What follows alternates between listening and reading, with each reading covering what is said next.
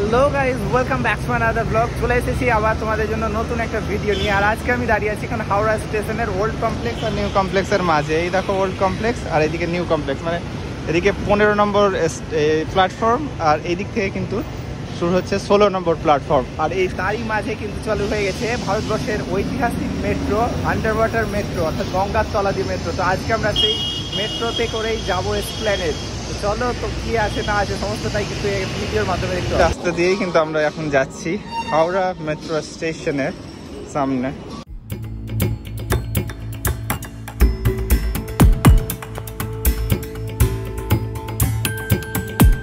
তো আমরা এখন চলে আসছি মেট্রোর ভেতরে। এই দেখো লিফট, আমরা এখান দিয়ে নামবো। ভেতরে যেহেতু গঙ্গার নিচে দিয়ে চলবে, অনেকটাই নিচে যেতে হবে আমাদেরকে।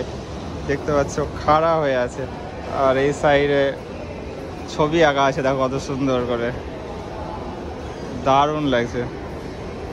অনেকের মনেই প্রশ্ন আসে যে আমরা যদি হাওড়া থেকে দক্ষিণেশ্বর বা কবি সুভাষের দিকে যেতে চাই তাহলে কি এসপ্ল্যানেডে গিয়ে আবার টিকিট কাটতে হবে? তো এখানে বলে রাখি যে তোমরা হাওড়া থেকে ডিরেক্ট দক্ষিণেশ্বর বা কবি সুভাষের টিকিট কেটে নিতে পারো।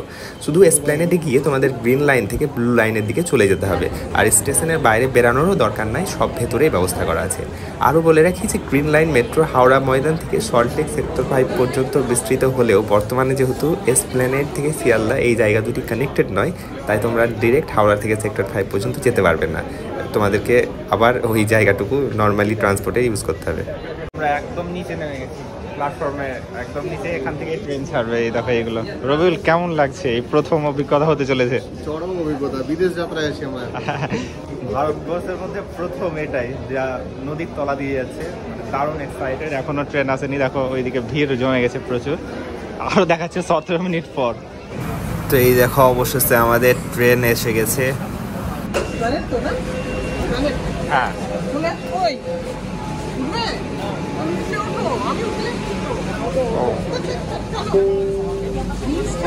ওইদিকে হাওড়া ময়দান। হ্যাঁ,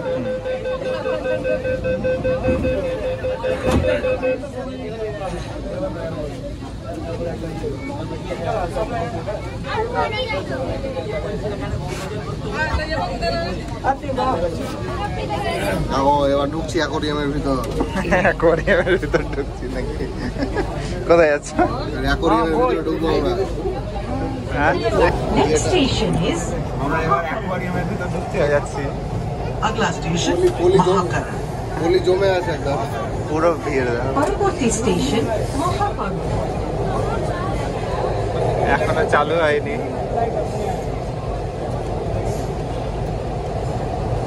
আমাকে দেখাও টিভি 9 বাংলায়। দাদা, আপনার কেমন অভিজ্ঞতা হচ্ছে? চলো, এই দেখো শুরু হয়ে গেছে। এখান থেকে গঙ্গা চালু, এই ব্লু লাইট দিয়ে ইন্ডিকেট করা হচ্ছে জিনিসটা। আমরা দেখতে পাচ্ছি পলি। আমরা জলের ভেতর দিয়ে যাচ্ছি এখন। मेट्रो रेल आपका स्वागत জানায়। কলকাতা মেট্রো রেল आपका स्वागत करती है। এই ব্লু লাইটটা যতক্ষণ জ্বলবে ততক্ষণ নদীর নিচে দিয়ে আমরা যাচ্ছি। এই লাইটটা ওই জন্যই দেওয়া হচ্ছে যাতে আমরা বুঝতে পারি ব্যাপারটা। আপনারা রয়েছেন পানি 30 মিটার গভীরে, উপর দিয়ে বয়ে চলেছে গঙ্গা। অনুভব করুন সেই রোমাঞ্চ। आप 30 मीटर भूमिगत हैं, ऊपर से बहती गंगा। रोमांच का अनुभव करें। গঙ্গা শেষ হয়ে গেছে, আমরা এবার উপর দিকে আবার উঠে যাচ্ছি। সবের মাঝের দূরত্ব খেয়াল করবেন। মহাকরণে এরপরে এসপ্ল্যানেড। দরজা খুলে যাবে মহাকরণে।